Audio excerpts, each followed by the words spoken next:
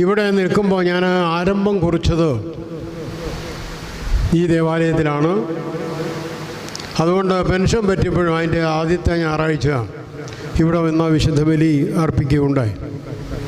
ഒരുപാട് ഓർമ്മകളുടെ നടുവിൽ നിന്നുകൊണ്ടാണ് ഇന്ന് ഈ വിശുദ്ധ ബലി അർപ്പിക്കുവാനായിട്ടിടയായി. ഈ അവസരത്തിൽ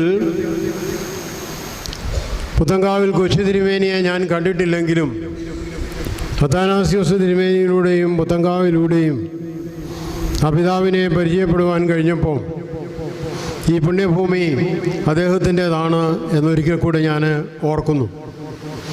എന്നെ ഞാനാക്കിയ കാലം ചെയ്ത അഭിനയ അത്താനാസ്യോസ് തിരുമേനിയും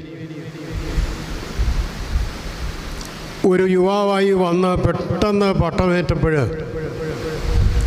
എന്നെ വേണം എന്ന് ആവശ്യപ്പെട്ട ഈ ബഥേലിൻ്റെ സഹവികാരിയായി